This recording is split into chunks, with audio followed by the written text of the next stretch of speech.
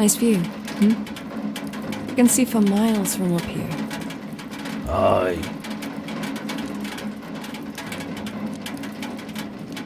Now, please, listen to me, George. It's time to go. Well, go then. But what about you? I'll stay. Come on, mate, let's get you out of here.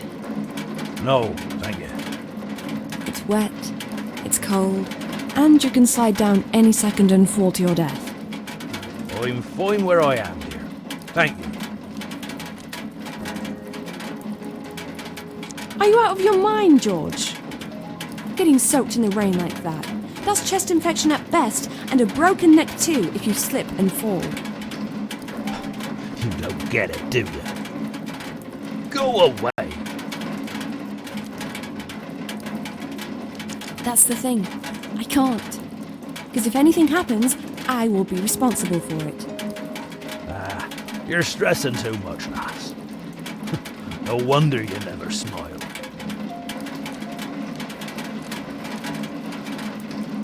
I'm sorry. I'm just worried that you'll fall down and hurt yourself. We wouldn't want that, would we? Don't you worry about me. I'll be alright. Shall I make you a nice cup of tea? Oh, I'd love a nice cup of tea. Yeah? Well, let's get inside then, shall we? You go ahead. Put the kettle on. I'll stay here a wee bit longer, I think. You must be hungry. Let's get home, and I'll make you a nice sandwich. Well, you do make a nice sandwich. I love a sandwich, but I'm not quite ready for breakfast yet. What are you even doing up here, George? I don't get it. Well, you wouldn't. Enlighten me then. Tell me, please, what's so bloody special about this roof? You city folk, always in a hurry, always rushing somewhere. That's because my time's running out, George. Like, all of it. So's mine, dear. Do you mind if I sit down with you? You sure? You'll get a wet bum. It doesn't matter. I'm soaked through already.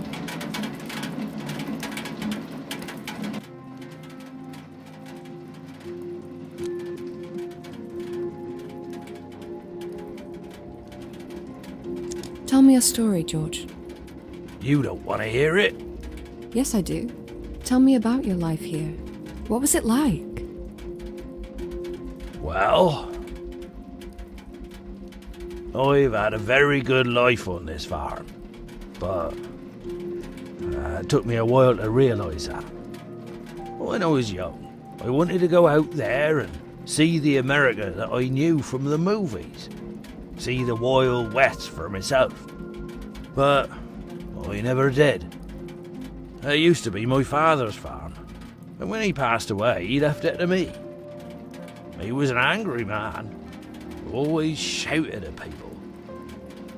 Anyway, I was convinced I'd follow in his footsteps and live a mediocre life I never wanted, until something happened.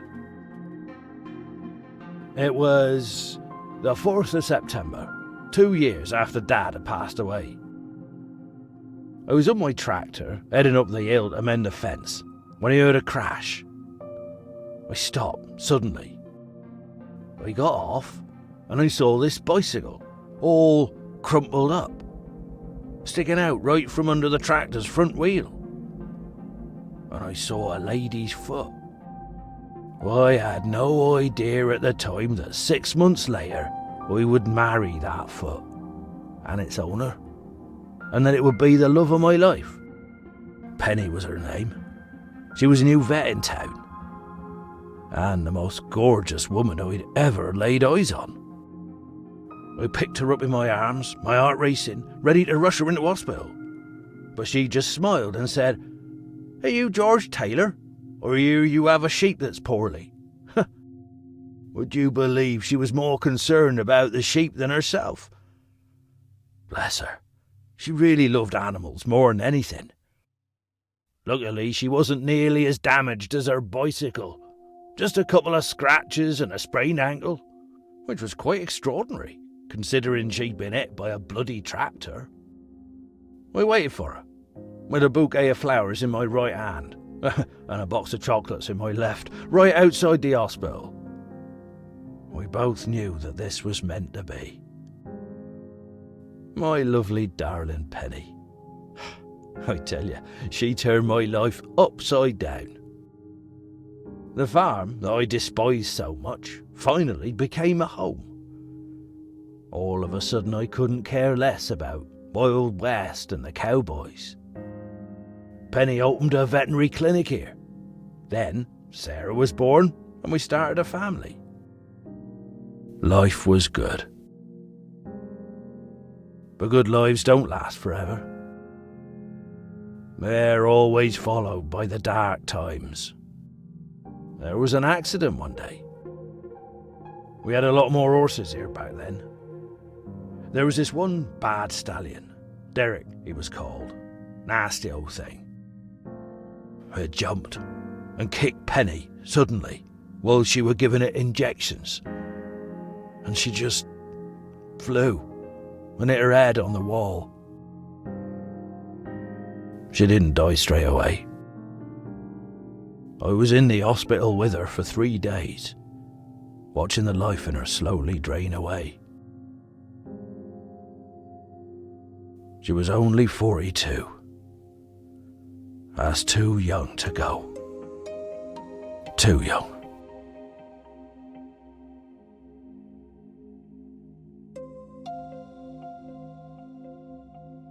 But hey, look at me rambling on.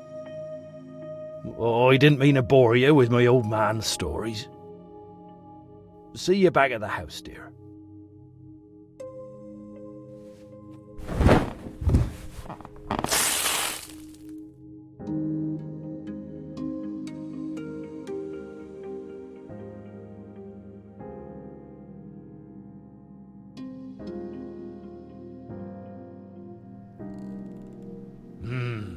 That's a nice cup of tea. It'll warm you up, George. You'll be all right. Of course he'll be all right. He's a tough bloke. He wrestled bears and punched wolves back in his days. Isn't that right, George? Oh, I don't know about the bears, Kieran.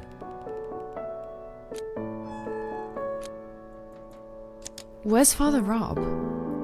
He said he was going to look around. Yeah? I bet he's snooping again. Why are you here, Kieran? What do you mean? I live here. Not in this house, you don't. But I've known George for a long time. We're all pals. He doesn't mind. You don't mind, do you, George? Oh, I don't mind, Kieran. You look like trouble. And so does your mate, the priest. He ain't my mate. I hate him. But if we're gonna judge people by their looks, then you look to me like someone who likes to play with the razors, cutie face. Yes, I noticed those scars, and I know what they are. Do you?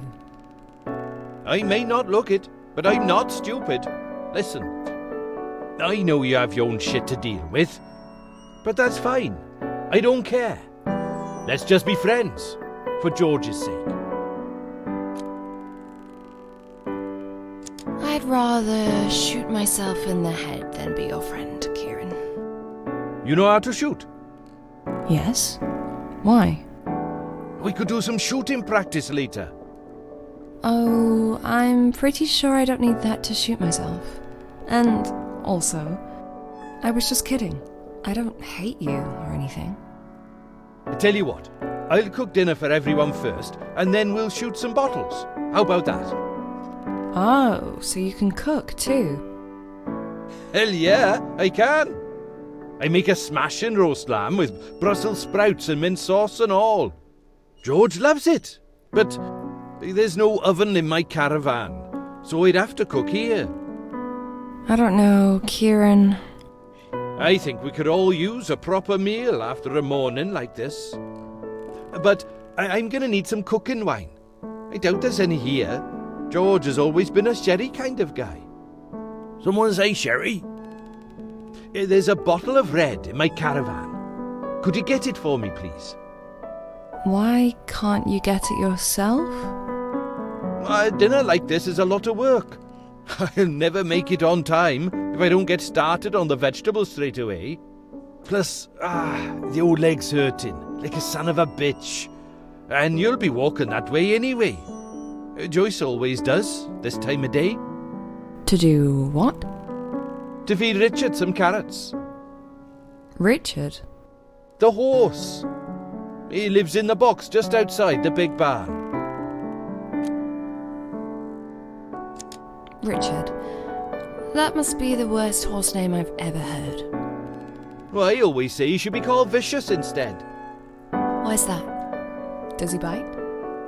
We have a love-hate relationship, me and Richard. Every time I pass by his box, he looks like he'd love to rip my head off and kick it like a football. A horse playing football. Now that would be a sight to behold. Carrots, you say? You sure Richard's not a rabbit? All horses love carrots. Don't you know that? Yeah, sure. Of course I knew that. You go in then, because I'm sure Richard's starving. Have you had your breakfast yet? Because you can have this doner kebab if you want. Oh, nice. You sure you don't want it? I'm sure. Yes. All right. Nice. This'll keep me going until dinner. Cheers, nurse. I'll go then. Anything else I should do while I'm there? Milk the cows? Harvest the crops? No. Just get the wine and give Richard some carrots so he can love you forever. Okay. But you better watch George while I'm gone. Well, I won't let him out of my sight, nurse.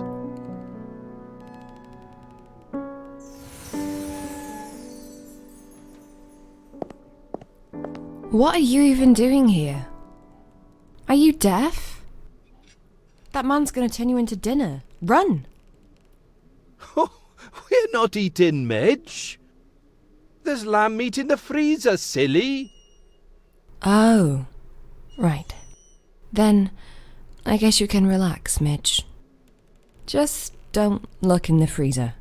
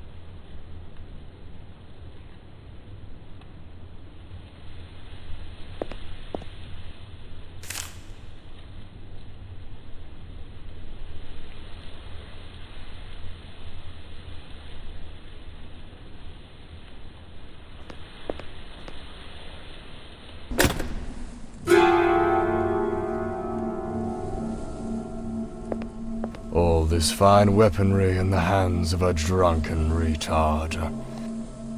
Don't you think it's a recipe for disaster?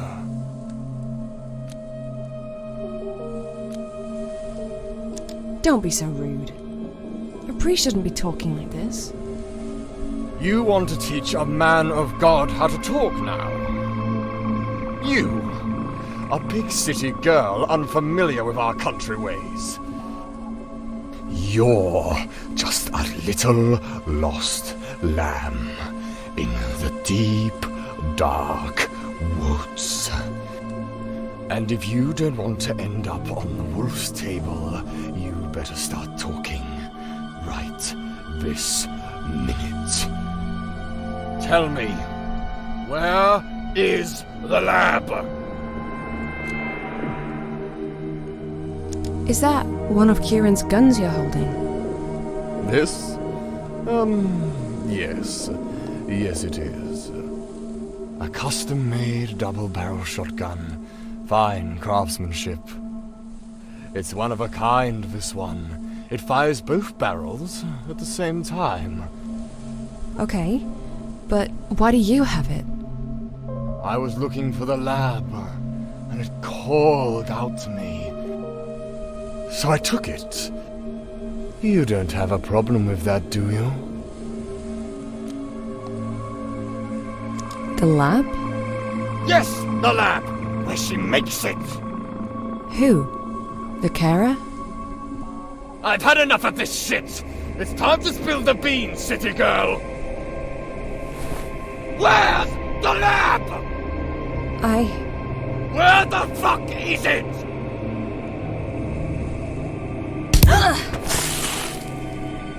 You will confess everything. It's just a matter of time.